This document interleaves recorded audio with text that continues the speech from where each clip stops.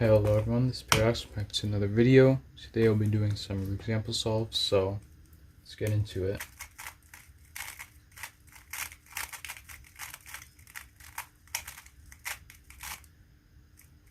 Okay, so first one. Alright, so the first thing I saw was this. So whenever I get something like this kind of L thing, I try to look for non-matching centers. So basically just solving the block with the center missing. It looks like here I could do it pretty well. I'm just looking because I saw this DR as well. But it looks like going with this is the best option. So here are the other two pieces.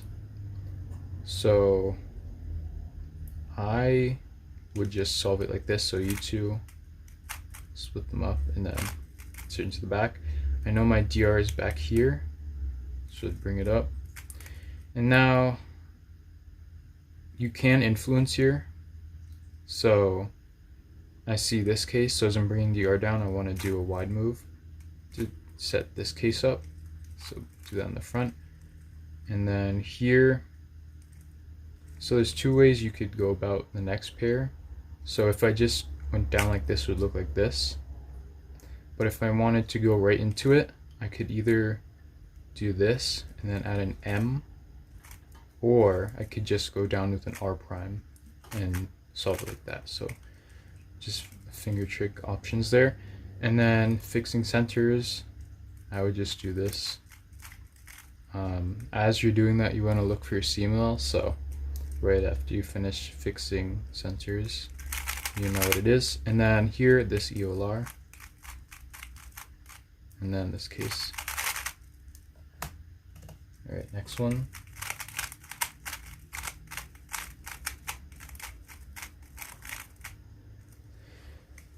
So I see this. There's this as well.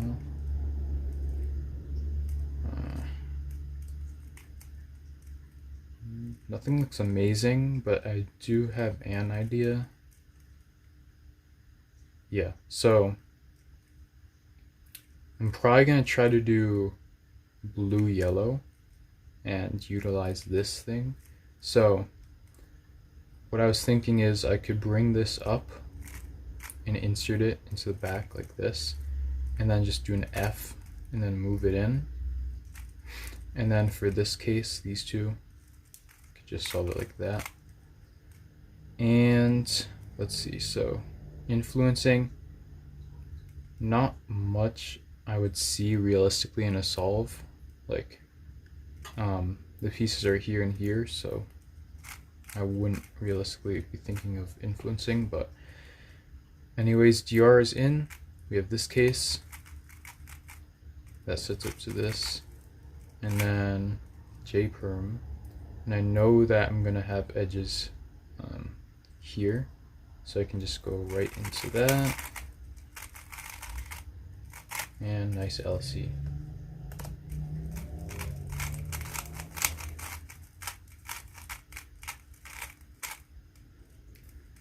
All right. Ooh, this is good. So two free pairs, actually three free pairs. But thing is, these two both have orange, so almost definitely going to use that. So what I would do is E2, so DL's over here, E2, just let this stays here, because if I didn't, it would get broken. So E2, F, and then just insert in the back. Pretty bad DL, but this actually leads to an opportunity for block building. So I would do this, and I knew I would get this, so actually what you can do better is do an R wide so that this flips over. So it's second square, and then there's this case, soon, and then I would just foray like that. And then here I know I'm gonna be getting this this case because it preserves.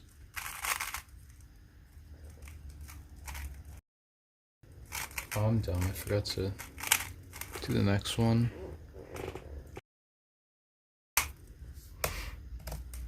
Okay, real neck scramble. Okay, so some good things here. So there's this, but this looks pretty ugly, so I don't want to deal with that. Honestly, not too great. Don't see much. Oh, there is this. I might use that actually. I might. I think, yeah, so I see a square option. So using this, so if I hold this on the left, I saw these two, so I could insert this and then insert that, like so. And then after you do that, you could do this cool finger trick. So U prime and D prime at the same time, like that.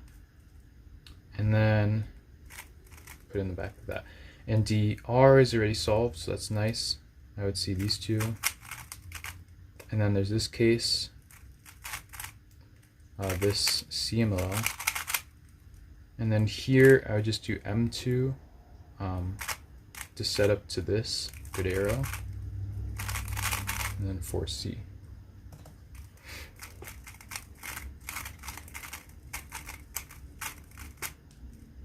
Oh, no way. No way. We actually got a no way. Actually got a free square. Okay.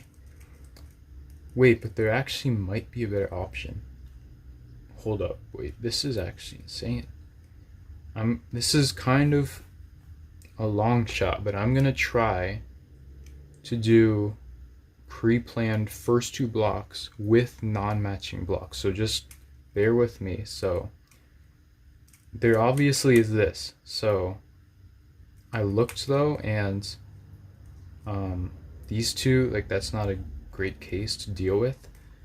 But I also saw this and this and this free pair. So I knew if I were to just solve that, this pair would go in here.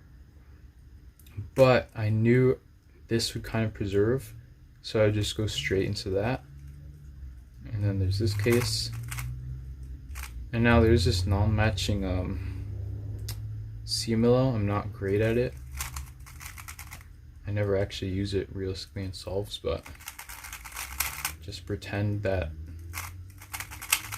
I actually know the alg for it, which I don't. Okay, but so there, and now you just go LSE, and we get this case, dots, and then just R2 at the end. So that was quite a long shot, but if you know how to do non-matching blocks, then that would be amazing. I don't though, but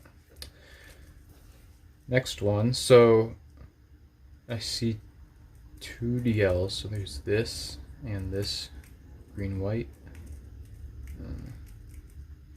Don't think green looks good. Red doesn't look that great. Actually, no, red is fine. So if so DL over here, if I do a U wide prime, and then B, I knew these would set up, but I also knew these would end up like this. So M2 first, and then just put this in the back. So next is this, so DR, and you can influence this, like that, this case, this CML, and then, so this case, I'm not a fan of this kind of arrow. So you could do misoriented centers, but I don't do that, so I just do that normal way. Okay, this will be the last one. So we got this. That's pretty much it, to be honest. yeah, even using this does not look good because these two are in bad spots. Actually, I do see something I can do. So I saw this here, and there is a way to make square. It's not the best, but you could do this. So U to move it out of the way, R prime, and then you move this to the front, and then you just insert this like so. And then you'd have this case. DR is in a very bad spot, but it's alright because we got this okay case. Then this CMLL, which I hate. And then, okay, another pretty bad case, but this is an EOLR. M2. And then it sets up to this, which is another EOLR. So you just do M prime, U prime, M prime, and then you get this 1-1 case. And a nice 4C skip. Alright, so that's it for the video. Thanks for watching.